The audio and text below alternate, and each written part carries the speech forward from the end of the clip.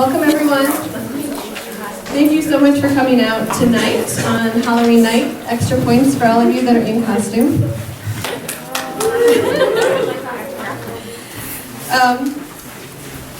So tonight's panel is called Loving the Land with a Vengeance. We're looking at decolonizing the commons. And really wanting to acknowledge before I get started too that we are on Anishinaabe territory. As has been established and also just alluded to and welcomed and grounded with Elder Sharon George, with Mama Elizabeth James, who welcomed us to the land, and also with my sister Christy Fiber. So wanting to start a little bit in terms of talking about what is decolonization.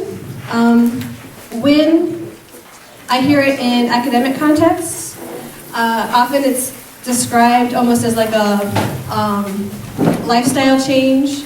It could be something about like even being more ecologically,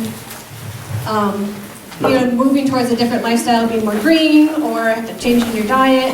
Sometimes it's even talked about in terms of like a racial context, like if we confront racism or confront oppression, then we're decolonizing. So we're all coming from this concept from different perspectives, and I wanted to start a little bit with some terminology and how decolonization is used. So on the handouts that I gave you is kind of like a Decolonizing 101 worksheet, and it has some definitions of decolonization, of looking at colonization as a system in which a state claims sovereignty over a territory and resources beyond its borders. And decolonizing, broadly defined, is the process of reversing colonialism. The indigenous scholar, Linda Smith, Tuhai Smith, describes indigenous decolonization as the process that indigenous people whose communities were affected by colonial expansion, genocide, and cultural assimilation may go through by reframing with other indigenous frameworks or thought, in understanding their history of colonization, and in rediscovering their ancestral traditions and cultural values while considering the future simultaneously. There was an article that some of you read around the River as Us, discussing on the Grand Traverse Bay, their relationship to the land, and the dam removal as being an important process of decolonization and returning its natural state. So we'll be hearing a little bit more about that later. But here's a quote for some of you to think about in terms of like our relationship to what does decolonization in action look like. And we have a panel here to discuss what I would call decolonization in action. And one of the reasons why they were picked to be on this panel is that in some aspect of their work really looks at how to connect with the land and how to reclaim culture. And in my experience, and maybe they would not necessarily describe their work this way, I would say that I've seen or have experienced some decolonization through working with them and seeing them in their work. The first time that I actually had gone through Malik's school and Taroma and seeing how young people engaged in culturally relevant material while also building community really struck me on a deep level. And also hear him speaking about the land and why people need to be working with the land and also reconnect with it felt to me like what decolonization actually looks like. I had a chance to meet Brett Vessel when floating down the Chippewa, or what's called the Boardman River, and just seeing his relationship with the river, hearing about how removing the dam is also linked to uplifting Anishinaabe beliefs and culture, felt very much like decolonization to me. And Knox's work in uplifting perspectives from Native media makers, and also his work engaged in sacred storytelling, was a piece of decolonization in action. Last year I had a chance to see him in action at the Native Welcome at Michigan State University, and it was a true testament about what it means to create space and bring together Native folks as a stand for decolonization. And just a little bit more about each of them, some short bios before I get into the first question. So Sacramento Knox works to create dynamic storytelling experiences with the Atazocan team. The Atazocan is a Anishinaabe that translates into sacred spirit of the story. The messages we share and pass on in our visits. Knox uses multimedia art to build interconnections between diverse audiences, artists, media makers, organizers, educators, cultural workers, students, and the many layers of communities around the world. Each performance or visit is a unique cultural exchange rooted in ancestral and traditional knowledge systems using contemporary tools of hip-hop, culture, and poetry, performance, video production, dance, film, and live music production, for an innovative installation of beauty and creative storytelling to educate, inspire, and motivate. Brett Fessels with the Grand Traverse Band, Natural Resource Department, and has worked at their Fisheries and Wildlife as a wildlife biologist program director for 21 years. And working with the tribe, he has engaged in a wide variety of initiatives, projects, and work, including treaty rights negotiation, development and implementation of regulatory monitoring programs, systems, and protocols.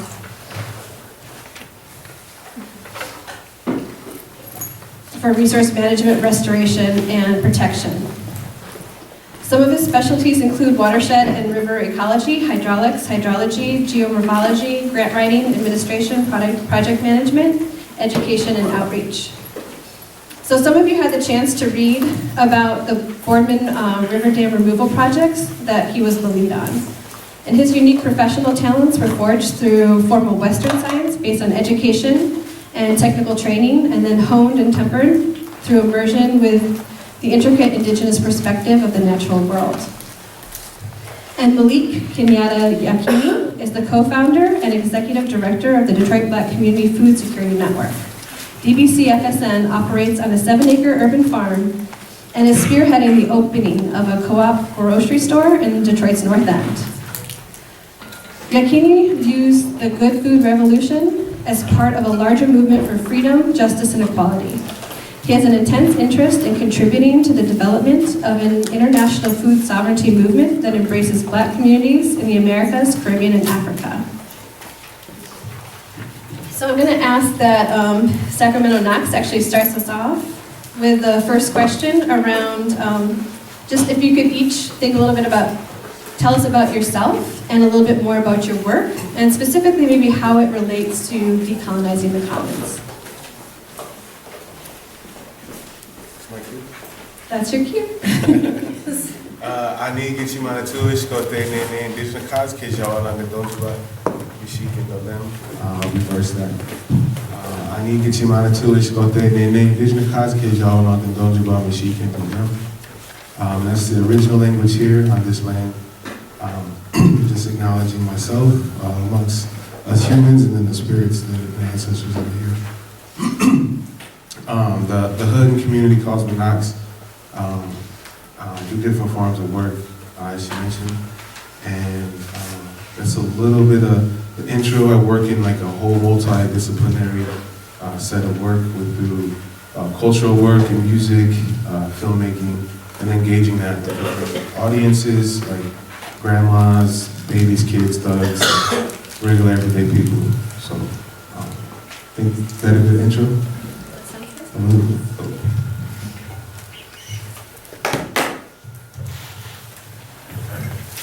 Take it up next. Good evening, and thank you first of all for having me here. My name is Brett Fessel, and I'm a river ecologist project manager. I grew up in Wyoming, Michigan. I was about 19 years old, and left a pretty flaming trail out of there because I like to be, I guess, sometimes alone in the woods or on the water, and so I went to school up at Lake Superior State University for my bachelor's degree in fisheries management, fish and wildlife management, and then master's at the University of Nebraska in fisheries, and right fresh out of graduate school, I dove right into the middle of tribal politics and management of resources, all things you can imagine that we would get tied up in.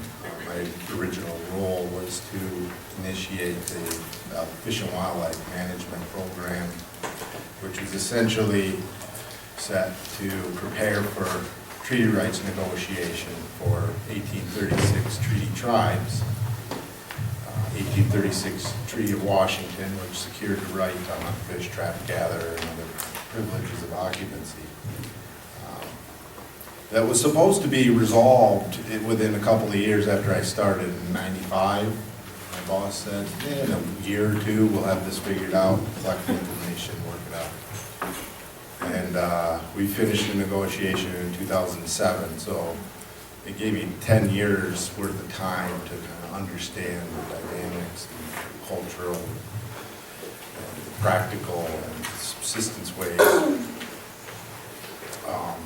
And also to learn a lot about how different things are looked at from your conventional agency perspective, say the state of Michigan or Fisheries and Wildlife, or the Fish and Wildlife Service with federal government.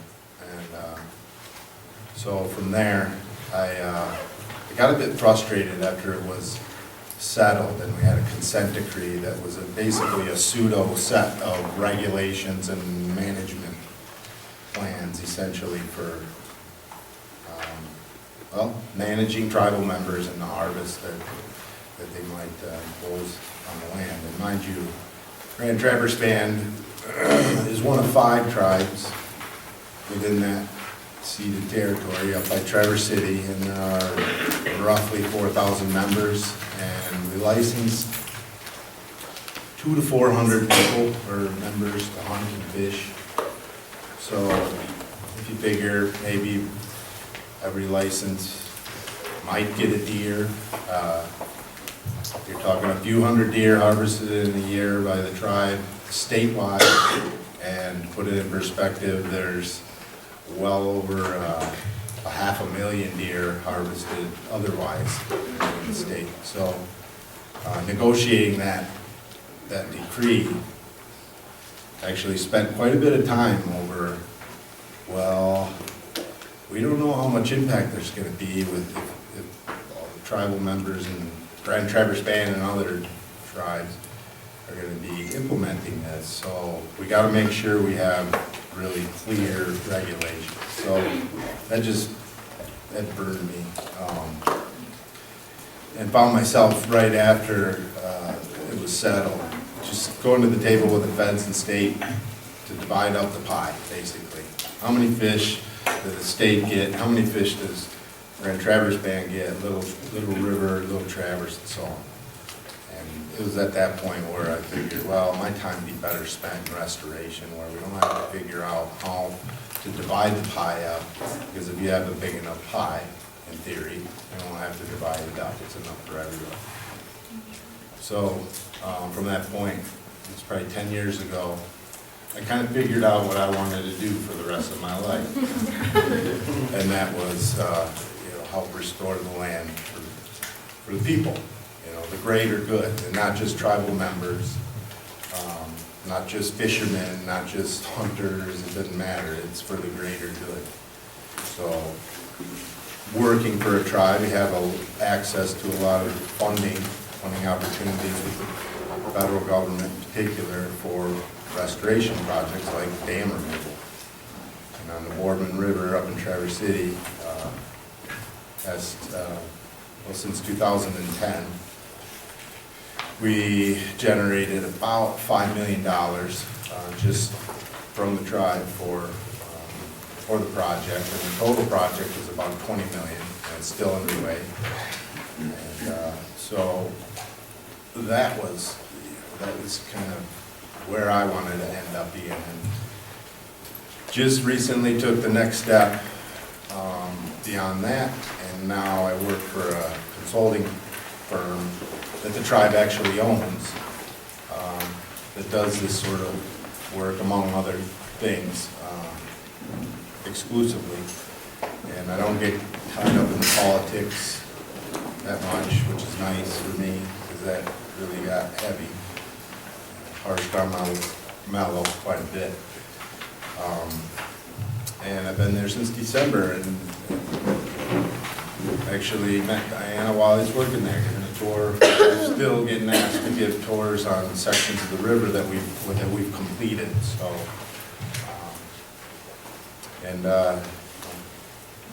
working for the tribe. I'm not a tribal member, which is, in some cases somewhat unusual, but it's fulfilling and definitely a challenge sometimes, but I wouldn't trade it for anything, and I hope that I can share a little bit of my experience with you tonight.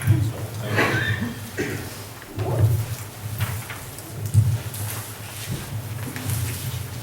So first, I'd like to greet you in the vernacular of the streets of Detroit and say, "What up, doe?"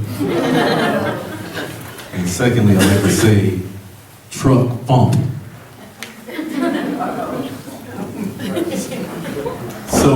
So it's beautiful to be here in the Cass Commons discussing this important issue. And really, it's more than an issue, it's like a lifetime's work.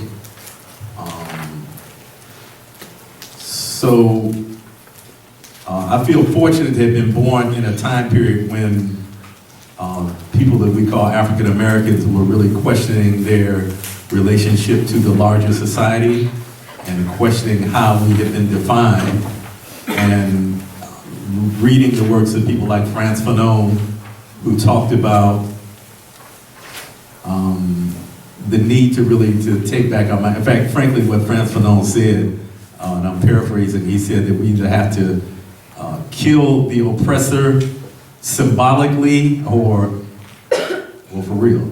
And so there's been a whole lot of work that's been done in terms of killing the oppressor symbolically. I want to give a shout out to my brother, by the way, Antonio, who put the axe in the head of Columbus. Thank you very much. We need more of those kind of actions. But so there were many things that occurred in the time period that I came of age that were questioning the domination of people of African descent and other people of color in this country by people who are defined as white. And many of us realized that we'd internalized concepts as a result of enslavement, which is a little different than colonialization. They kind of go hand in hand. But in the case of those Africans who were stolen and enslaved and brought here to the Western Hemisphere, which is the vast majority of the population of Detroit, we were almost totally cut off from our traditional culture. So the fact that the brother next to me was able to greet you in his traditional language is a beautiful thing. But for most African Americans, we can't really point to a traditional language because the process of enslavement intentionally mixed people from various ethnic groups on the African continent as a way of dividing, a way of keeping folks from kind of congealing in order to put down rebellions.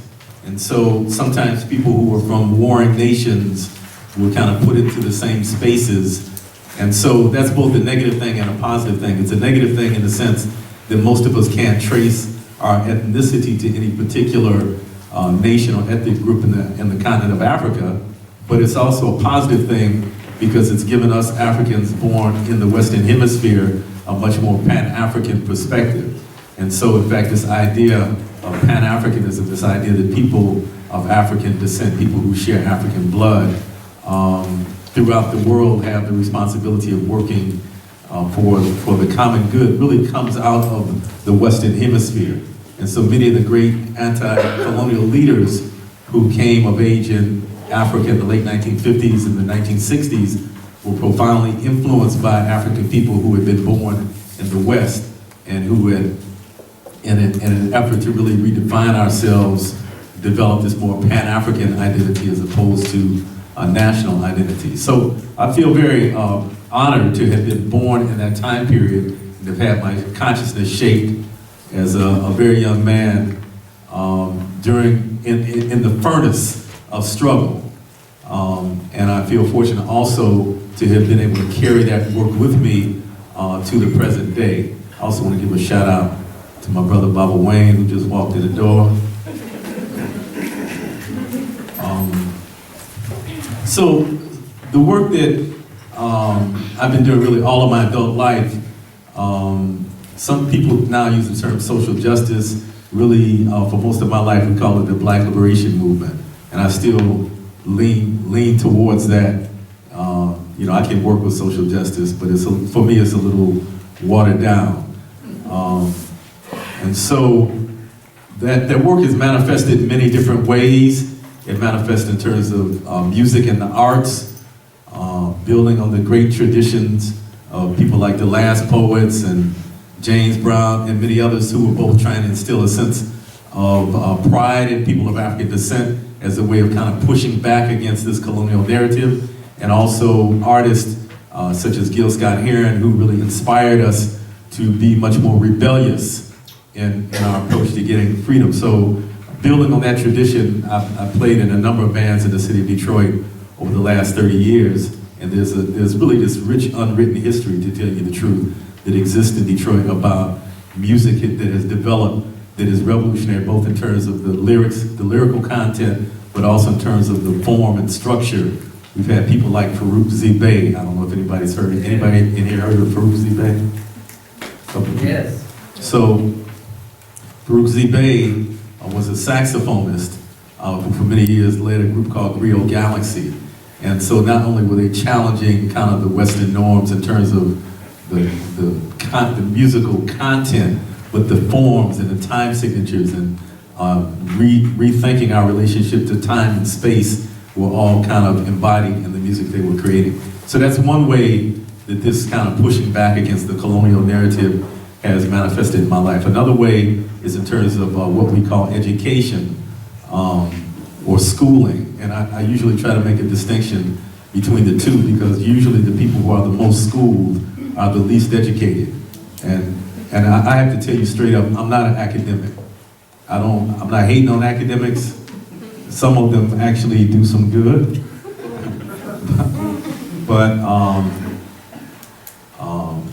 But far too many, you know, the farther they go through institutions which are designed, for the most part, to colonize your mind. Be clear about it. Every society creates institutions in order to further the existing power relationships or imbalance of power, as the case may be. And so typically, the farther you go through these institutions, the more you've internalized colonial concepts and the more you see yourself inside of the colonial narrative. So I'm definitely not an academic. But education is important, and when I talk about education, I really go to the root of the word, the Latin root educare, which means to draw out. And so implicit in that definition is an understanding that each of us is already born complete. And so Paulo Freire talked about, the great Brazilian educator in his book, Pedagogy of the Oppressed, talked about the Western style of education that he called the banking concept. This idea that the teacher has all of the knowledge and this person deposits it in the students, and the classroom is structured and centered around the teacher. And so within the educational efforts I've been involved in, we push back against that heavily and affirm that each of us is complete, and that in a sense, each of us is a microcosm of the universe, and that really education is a process of drawing out what is already in the human being as opposed to putting something in. So that's been another way that I've participated in this movement. And then in recent times, in the last 20 years or so, I've been involved in what some people call the urban agricultural movement. Growing food, redefining our relationship to the land, encouraging self-reliance, trying to break the monopoly that corporations have on feeding us. In fact, a friend of mine says that men and women feed themselves, children and pets are fed. And maybe I'll just end at that. Thank you each for those introductions. So before we came into this panel, each of you had sent either a video or a picture or a slide that describes your work and your relationship to the land. So I'm going to start with Knox again. I'm just wondering if you could tell us a little bit about what we're seeing and how you feel like it relates to the topic at hand of living the land with a vengeance and decolonizing the commons.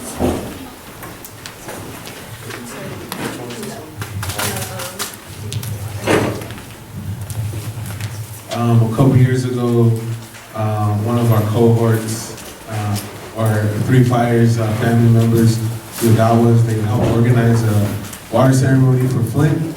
And as cultural workers and, story keepers and sharers and all that stuff, we created a song to help, just to help the movement of stuff, to get people aware of things, like, natives knew what was going on and the general public.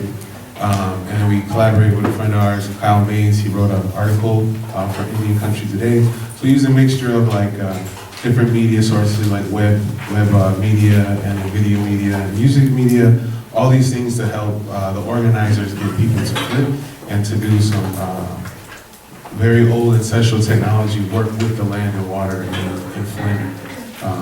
These water walkers, they were met there, and it was a big ceremony. It was a big call out for all the native tribes and people and allies and accomplices to come over to Flint and be with the water and be with each other that day.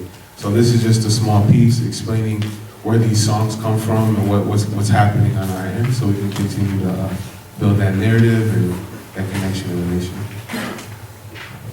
Because at this point in our culture, the society that we are building, it is separating us mentally. We are becoming hostile towards each other, and that is the last thing we need to do, and it's a plan.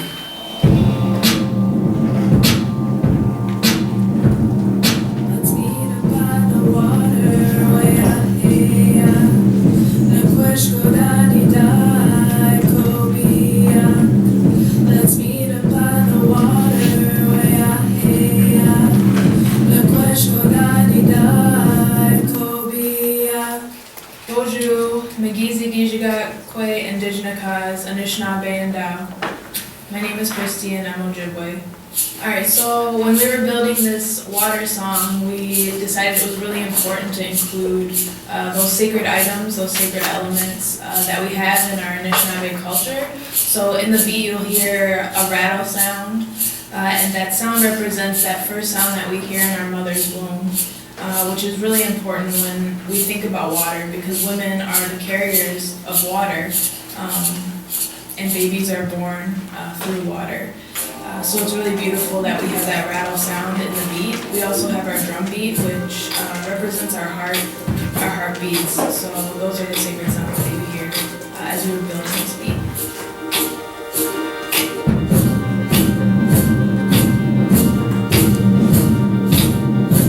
The hook of the song is Nakweshko Dadida Ekobiak. Nakweshko Dadida Ekobiak. Which means let's meet up by the water, which is really important for Anishinaabe people, as we've been doing this for a very long time. Women meeting by the water, singing and praying, bringing their copper cups, and just having ceremony there. And that's always been a part of our way of life, in gratitude and honor and respect for that beautiful gift that Shokamekwe gave us. It's really important to use music to bring people together because it really connects with the spirit of what we're doing. It gets people excited, and I'm really excited for this song because it just brings up that energy and that spirit to have us all come to the water and sing more songs and just get really excited and bring all that good energy to what we're doing for healing and for our water. Our children, we owe it to them. This is our charge. This is our duty. We're going to be having a water ceremony in Flint. It's really exciting. We'll be having our elders there to help guide the ceremony. Women will be singing. We're going to be having prayers. We're also going to have people from the Water Walkers, which is really amazing women that have been walking the Great Lakes, praying and singing just continuously for our Mother Earth and her water, for everything to heal and everything to be well.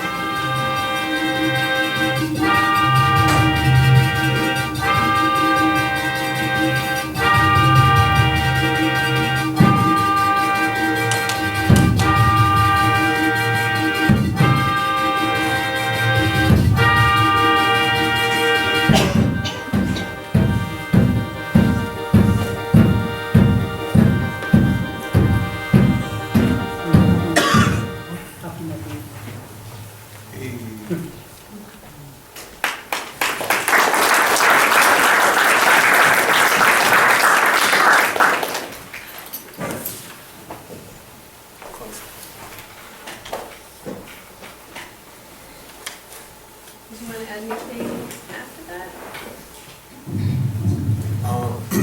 If you want to hear the full version with lyrics and everything, it's at sknoxx.bandcamp.com. And it's for free. All that stuff's there for free. If that website makes you pay, just give me a ring. Email me and I'll give it to you. It's on, that's sknoxx.bandcamp.com. Or you can search in your Google device and put "Let's Meet Up by the Water." Thank you. You go ahead and pass it over to Brent. Thank you. There's no way I'm gonna beat that. Can't play an instrument or sing or know that. No competition. And you saw probably Diana thumb through some slides there of me as a little kid. So it's just a little story about kind of how I got inspired in this. But I thought I'd get to the point and talk a little bit about the project that really kind of formed is the basis of my better understanding of the value of place, the value of Hold the mic closer to you. restoring for the common good. So the Boardman River, go ahead and flip to the next slide. I'm going to try and make this brief, because this is the start of a typical presentation that I would have to give to stakeholder groups, to federal, state agencies, you name it, and then I would just, we go on about the facts and figures about the project and so on. So the Boardman River is situated right, it comes into Grand Traverse Bay, dead center in Traverse City.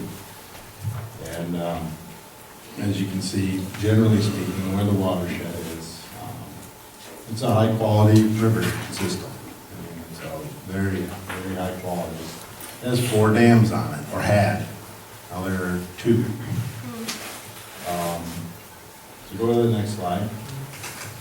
And I mentioned before, I would go on about all the statistics, how much money was spent, how many river miles were restored. And the largest dam removal in Michigan history, etc. And this just rolls. And I was going to give this presentation to a watershed group, and I've gotten tired of just regurgitating the facts and wanted to just speak from the heart. And what this project really kind of meant to me, and what I've learned, and how I integrated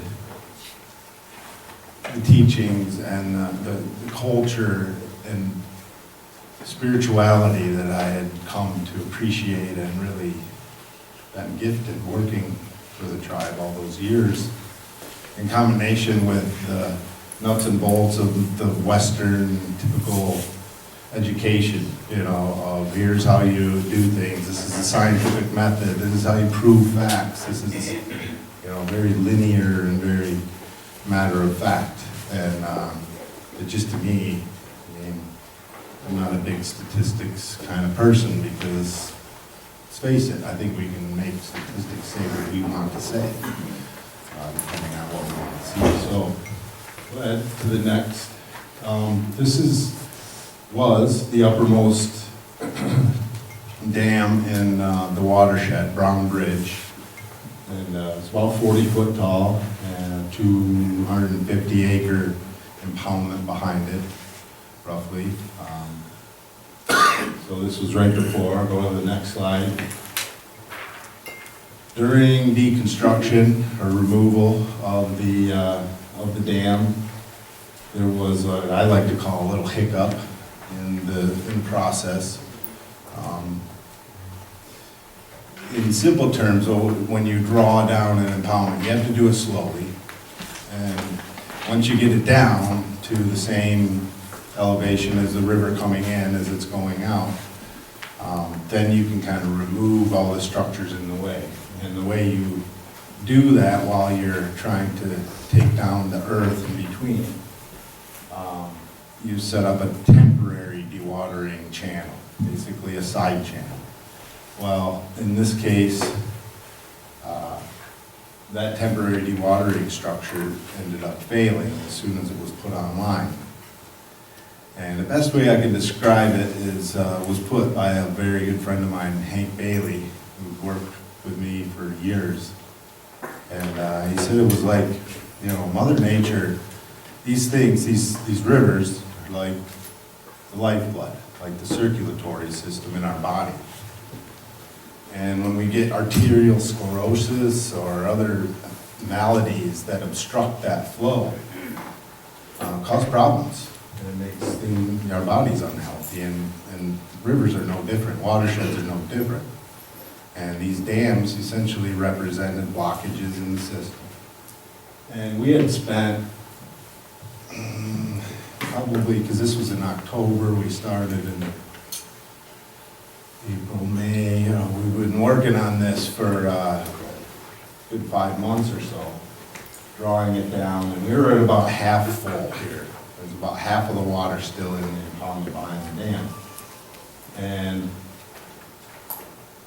Ma Nature she couldn't wait anymore. And it was just like she shuddered and just let that temporary dam go, and we dewatered, or it dewatered in a matter of what was supposed to take 2 weeks at a lowering of a foot a day, or half a foot actually. It took 6 hours. So, as you can imagine, the flow below that dam was tremendous. And I don't know if you're familiar with flood frequencies, but the typical way of characterizing floods are on a 100-year event basis. This was almost a 500-year event. So, you know, the chances of an event happening like that is really rare. But as it turns out, that's a typical way, the best way to do a dam removal. It's called blow and go. Problem is, you don't do that when you have a community downstream, you know, where there may be impacts. So I walked up on the embankment right after it dewatered like this, and I was distraught. I mean, I was tore apart, and this is what I saw. There were 2 rainbows dropping down, and not only had I'd seen double rainbows before, I never saw where they hit the ground. And you know what supposedly is at the end of a rainbow. So that black tarry field of stumps, which are all 100-plus-year-old trees that we harvested better than a century ago for logging and building Chicago and building all of our towns. That's the pot of gold. And today, and I saw it, I mean, you wouldn't recognize it. So go to the next slide. So that's after the removal of that dam, that one slide that you saw earlier, that was standing tower above us. And that was, that's not even a year later. Next slide. So I don't want to spend a lot of time on this, but this is kind of what came of that introspection on what I've learned and how it ties to dam removal and then just community involvement and getting, doing work for the benefit of the greater good, but tying it to tribal and cultural components.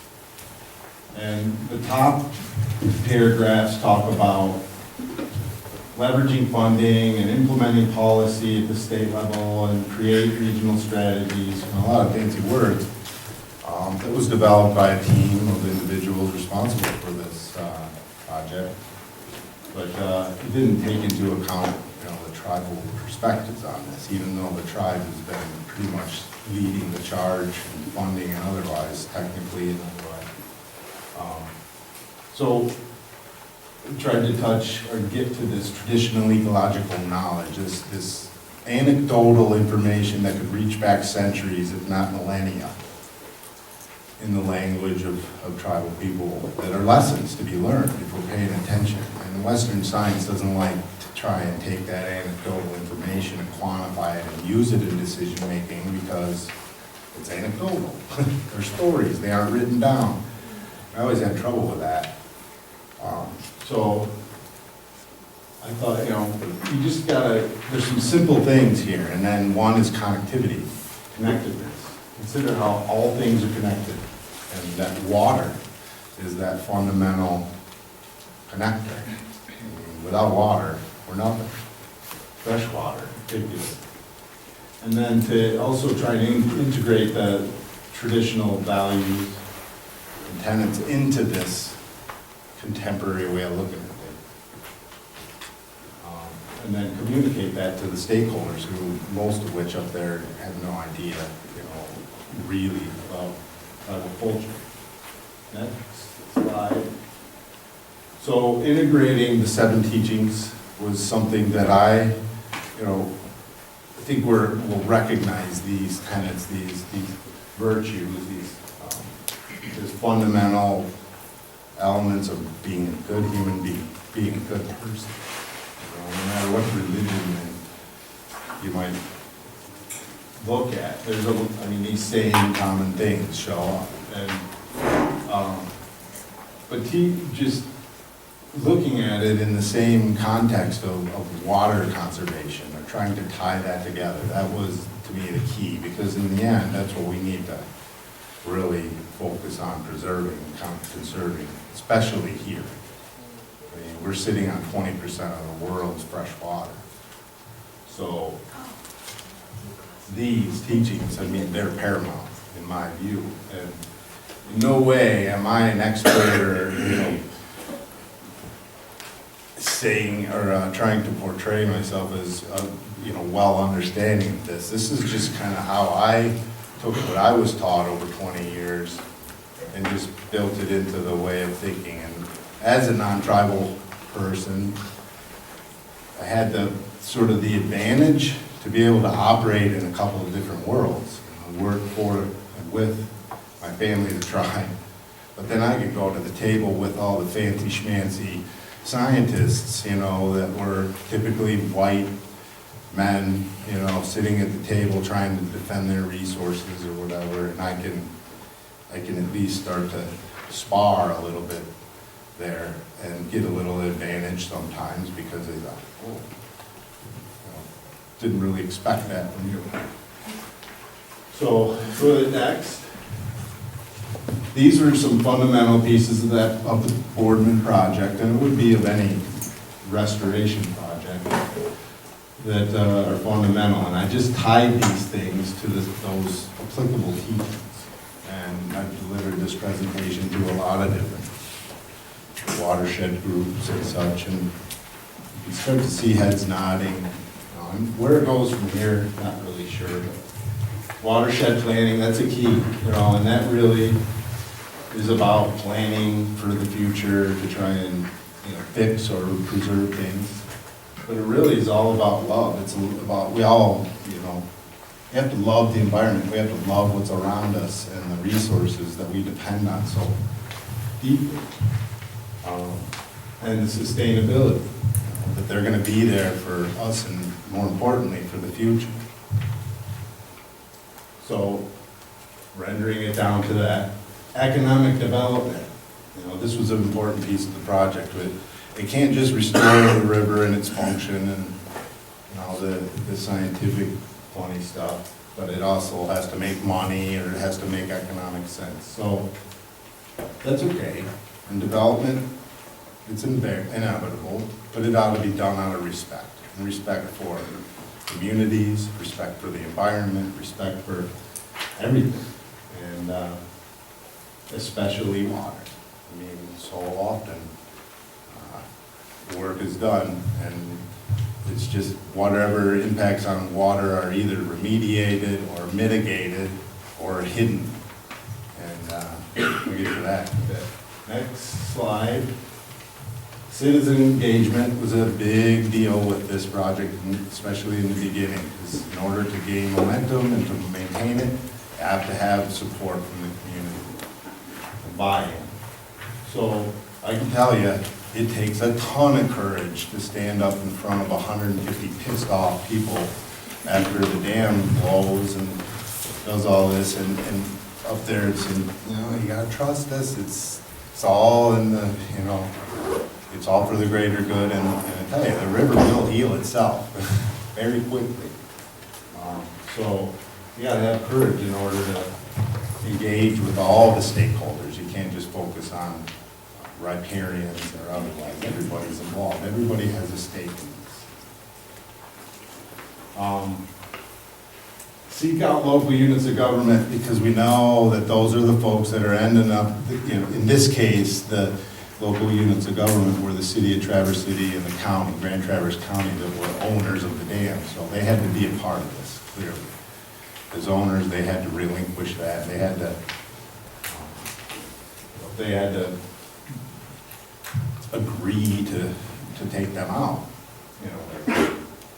So just had to be honest, and honesty is something that's easily said, but, especially in politics, I don't know, it's hard to say how much honesty actually comes out of people's mouths sometimes. So it was an important piece as well. Next, leadership development. That was that gets back to sort of buy-in in the community, but also taking potential leaders, people that have a real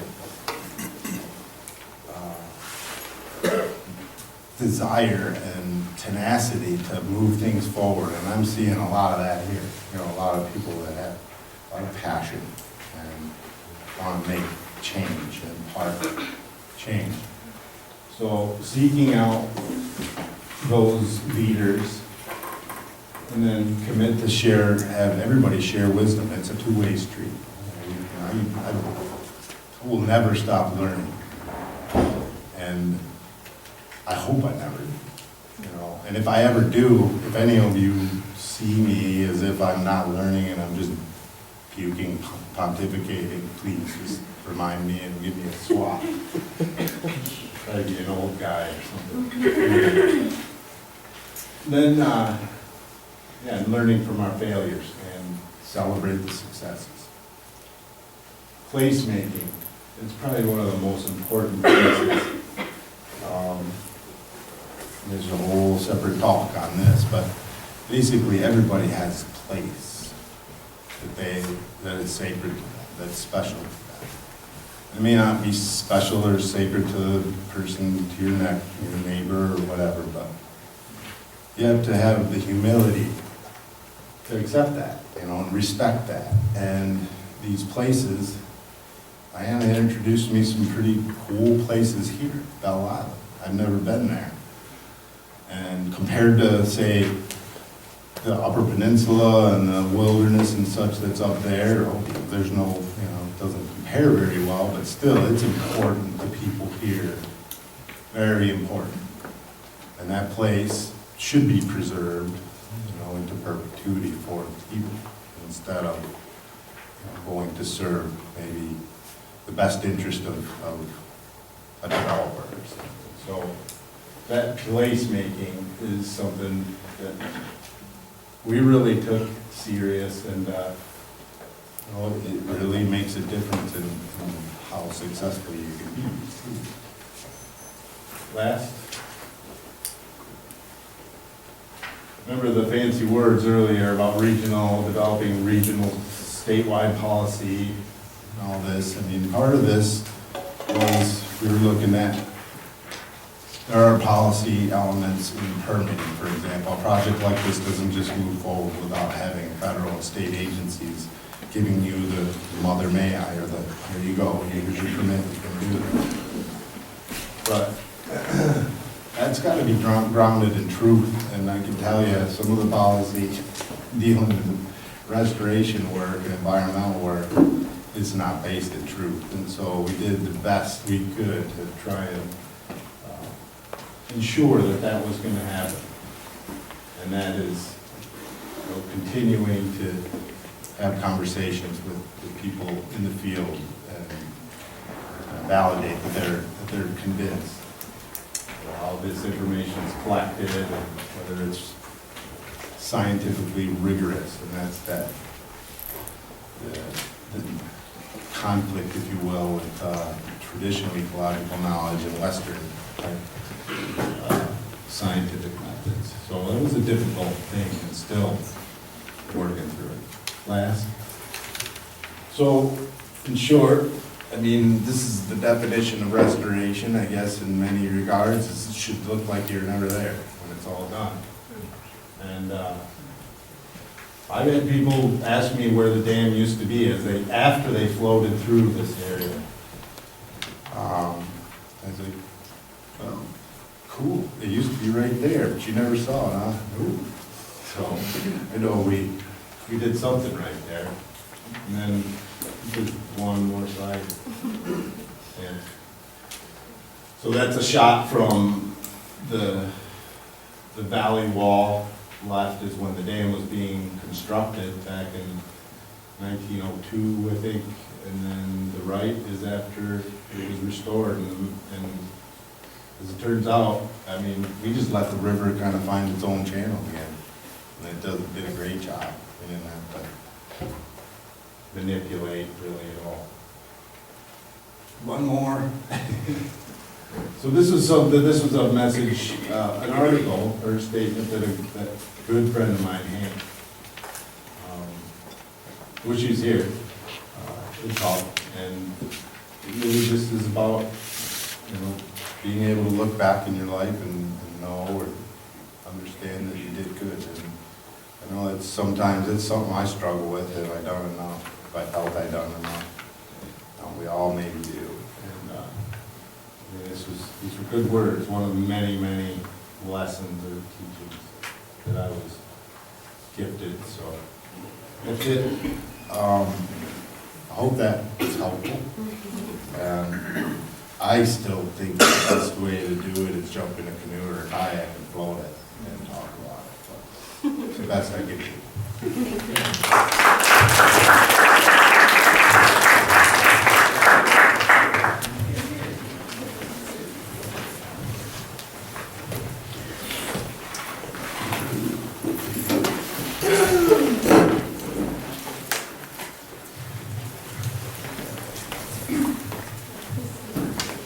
So the first slide is posing a question that I think is an important question, that is, who owns the earth?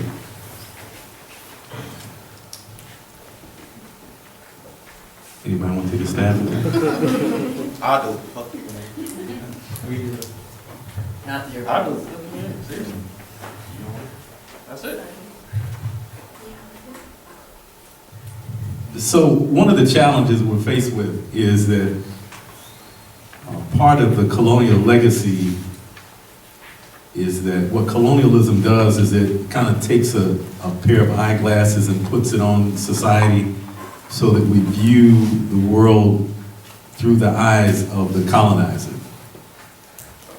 And even more harmfully, we view ourselves through the eyes of the colonizer. And so one of the concepts that has come to the so-called Western Hemisphere, and I always try to preface terms like Western Hemisphere was so-called because, of course, all of these terms that we use to define geography center Europe in our consciousness. And so one of the things that's come to us who reside in the Western Hemisphere is this idea of private property ownership, that individuals can own part of the earth. And for me, that whole idea is problematic.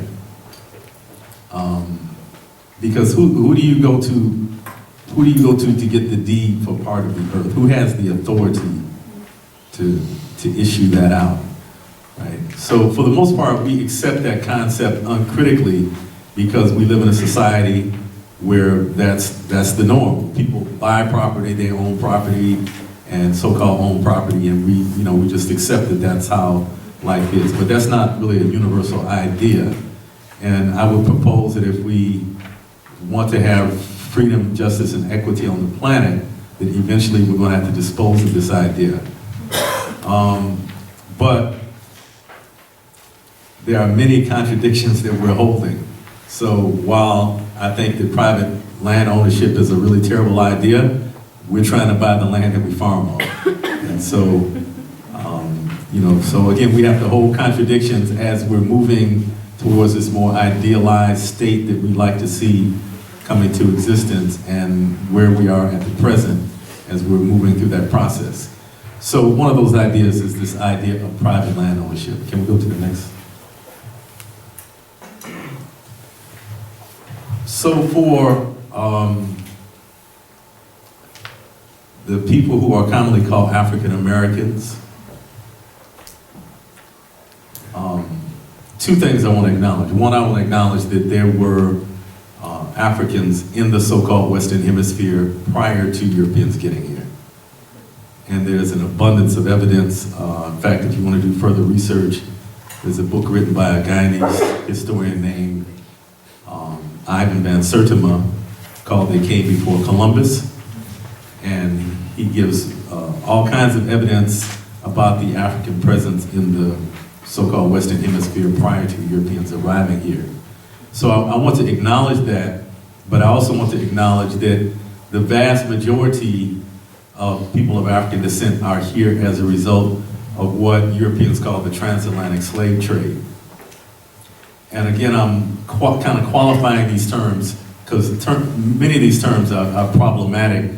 The term slave trade is problematic because it reduces my ancestors to a commodity. And so, so many of us have started using the Kiswahili term ma'afa, which means the great disaster. But the majority of people of African descent are in the so-called Western Hemisphere as a result of this ma'afa, or so-called transatlantic slave trade. The numbers vary depending on which historical accounts you believe. Some historians say there were as many as 20 million Africans who were stolen and at least began the journey to the so-called Western Hemisphere. Of course, many of those didn't make it, but a number did make it to what we now call the United States and what we now call Haiti, the Dominican Republic, what we now call Jamaica, what we now call Brazil, Guyana, Mexico. There was an African presence in all of these places as a result of enslavement. And so this experience of enslavement and then following the abolition of chattel slavery in the United States, a new form of enslavement was instituted called sharecropping, where essentially the formerly enslaved Africans were on the same land that they had formerly worked for free. And there was some kind of agreement with the so-called landowner where the formerly enslaved Africans would work the land, and at the end of the year, they were supposed to get half of the profit, and the so-called landowner got the other half of the profit. Of course, that was usually problematic for a number of reasons. The first thing is that it was illegal during the period of our enslavement in this country to teach Africans to read and write. And so there was often a great deal of trickery that took place with the paperwork. And that trickery with paperwork is a kind of characteristic of colonialism, by the way. And that, that thing still happens in Detroit with, mortgages and all kinds of things. There's a lot of tricky things that happen with paper. So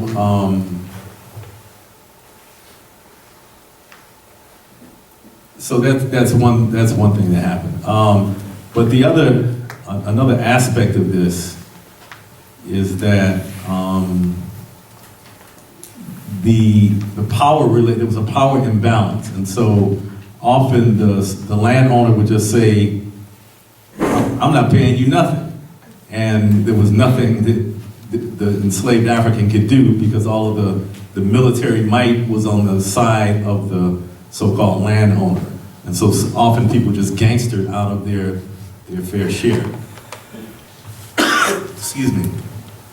And so these processes of enslavement and sharecropping have come to define for many so-called African Americans how we view our relationship to land and our relationship to agriculture.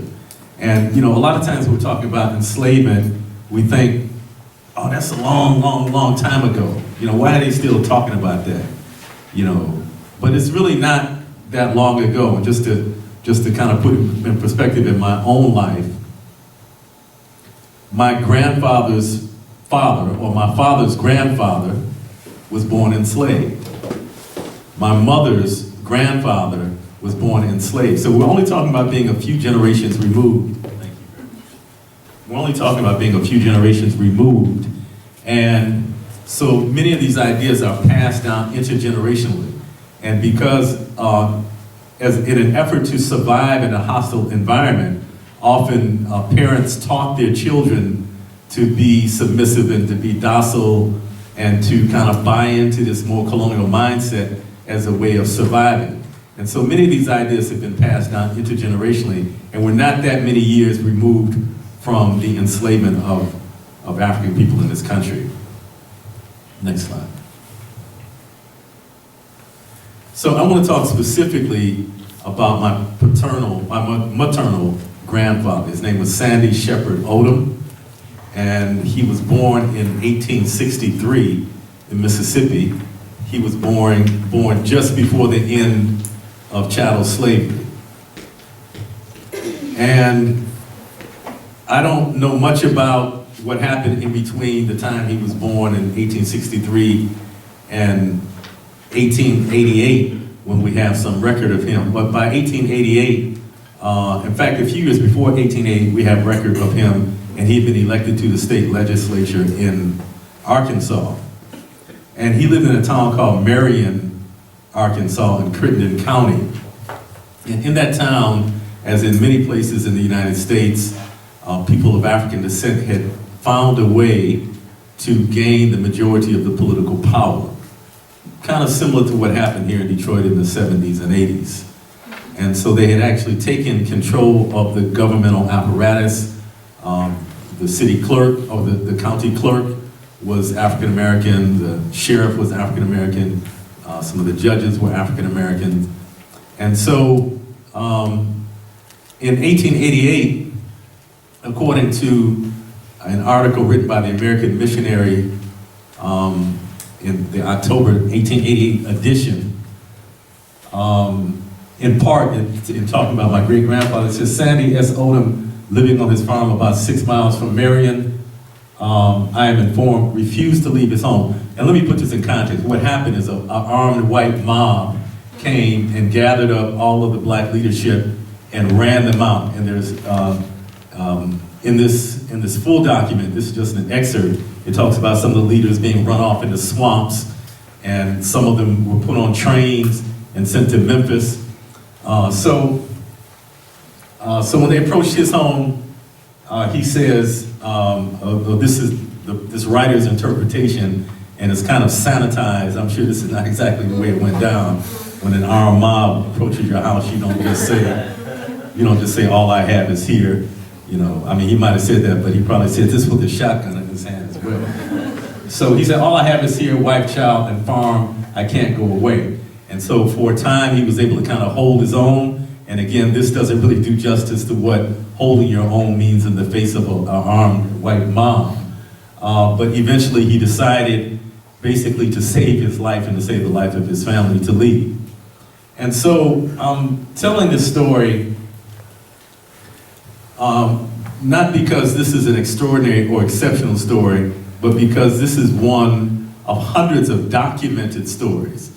And of course, there are many stories that are not documented of how people of African descent were forced off of land that they had worked and that they had owned, so-called owned, coming right out of being enslaved. Now, this is a remarkable task. Remember, this is a remarkable task for people who didn't know how to read and write, who had no right to vote, who had no real economic power within the society within a very short period of time to become landowners and to build towns and to allow the urge towards self-determination to manifest itself is nothing less than miraculous. And so, again, this is not an extraordinary story. There are many documented instances of folks who were run off their land at gunpoint. And so, as we're looking at the present day, the present is connected to the past, which is why history is taught in schools, right? Because we can't understand the forces that shape our reality now unless we understand the historical forces that help to put that in motion. And so as we look at the situation of people of African descent in the United States now, where in many communities we're food insecure, We're in houses that are being foreclosed on. How would that situation have been different had not our development been arrested by white terror? And so, so I just want to kind of put that out there to thank as we're talking about restoring the commons. Next slide. So, I mentioned that for people of African descent who were born in the Western Hemisphere, so-called, that in many ways we were largely cut off from our traditional cultures. And of course, this was intentional. It was an intentional aspect of enslavement, and the enslavers really mastered this system of turning free, proud, independent men and women into people who were enslaved. And so part of that was cutting people off from their language, because language is the foremost carrier of culture. And so part of, as we're talking about decolonizing our minds, eventually we have to get to the point where we begin to learn traditional languages also, because there are certain concepts that can't even be expressed in English or in Spanish. And so our thinking is limited by the language that we speak. So for many of us who have been cut off for many generations from traditional cultures, the 1960s and 70s was a time of trying to reconnect. And in many ways, those attempts to reconnect with African culture were more along the lines of maybe fantasy. There was a fantasy Africa that people had in their minds. So there are many practices that people in the United States, Africans born in the United States, engage in that they might say are African traditional practices, that when you actually go to Africa, you see that they're not that at all. But the fact of the matter is the effort was being made to reconnect and to position ourselves with a piece of land, with a land base, and with a historical continuum. And so this picture that you're looking at now was taken in 1998. And Diana mentioned that I used to run a school called Soderman Institute, which is one of many schools that existed in the city of Detroit that were called African-centered schools that recognized, excuse me, this legacy of colonialism, and recognized that the Detroit public schools, even before emergency managers, were still pretty much purveyors of European culture, and that if our children were to reject that and begin to adopt a way of looking at themselves in the world which is consistent with their own historical continuum, then we had to create our own schools to do that. And so the school that I was running at Soderman Institute on a number of occasions took people to the African continent. And so this particular occasion, we were in Senegal, West Africa, on a place called Gorée Island. And Gorée Island was one of the last stops often that Africans who were captured on the inland in West Africa were brought to. It's the farthest, the westernmost point of the African continent. And so there's a dungeon there, really, that they call the House of Slaves. And we were taking a tour of the House of Slaves, and the curator of the museum, while we were there, put everybody out. I know there was some white people mad. He put them all out and allowed us to have kind of this sacred space. And so what you're witnessing is me pouring libations. Libations is a ceremony that is done in many parts of the African continent to recognize and call forward the energy of ancestors. And so we were doing this in this place of tremendous horror, and it was a very emotional experience. In fact, if you look on the faces of some of the people, you see one of the brothers crying because you can actually feel the spirits of these captured and enslaved Africans that were still hanging in this place. And so this reconnection, this attempt to reconnect with African culture is a significant part of the process of decolonization for African people in the so-called Western Hemisphere. Next slide.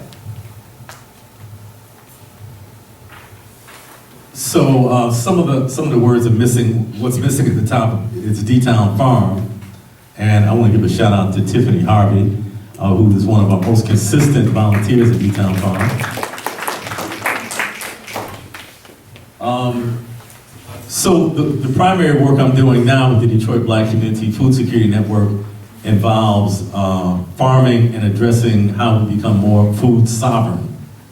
And so we are, of course, developing a relationship with the land, or redeveloping a relationship to the land, and framing it within an African cultural context. And so for us, it's not just the physical relationship, but for us, the earth is not just the third stone from the sun, but the earth is this tremendous, the earth is alive, let's put it like that. And so connecting with this life force that is part of the earth is a tremendously healing process. So on the mundane level, what we're doing is we're growing food and we're teaching people to grow food. But on the deeper spiritual level, what we're doing is we're providing a space for people to have experiences where they realize their connection. I think Brother Wade used the word, did you say interconnectedness or something like that? I forgot exactly the term. But that's Spider. Oh, okay, I like that. So this idea, and everything is everything. Everything is connected. And so a lot of times in so-called Western society, because we spend so much time in buildings and on concrete, we don't really realize our connection to the rest of life. And so what we found is that by working on the land, by farming, that you can't help, you can't help but to realize the relationship between human beings and the earth, between human beings and the other animals that inhabit the earth. For example, at D-Town Farm, we're acutely aware of our relationship to groundhogs and rabbits. So you can't help but understand, have a real life understanding of that relationship. You begin to develop a relationship or begin to develop an understanding about the relationship between the insects and the plants, the relationship between the patterns of the weather patterns and the positions of the earth in relationship to the sun. You realize these things in a much deeper way than just an intellectual way when you're working on the land. So that's really the deeper purpose of what we're doing. We don't often talk about that. We usually frame the work around concepts like food security and food justice, but I just want to drop this on now that the deeper work that we're doing is really this work of reconnecting and reestablishing our relationship to the land. Next slide. Is that the last one? That's it. Okay, peace.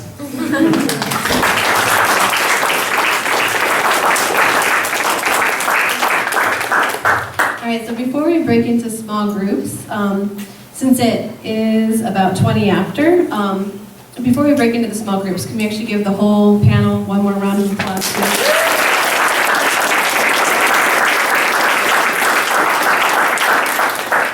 Great, so now you'll have time to spend in a small group with one of the panelists of your choosing.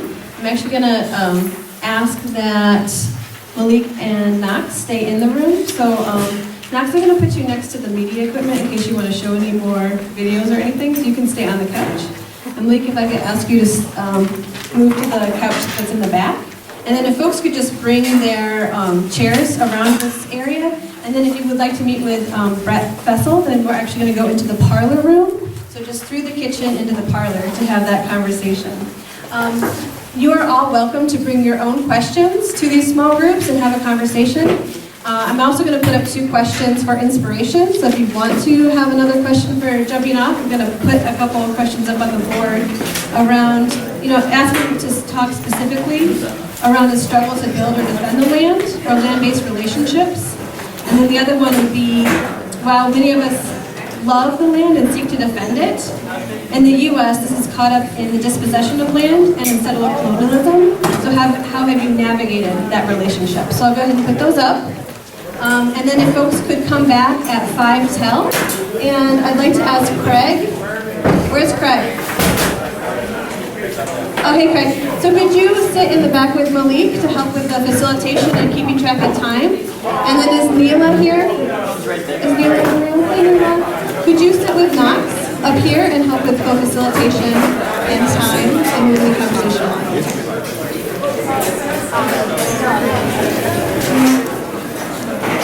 Diana, are we good here? Are we good here?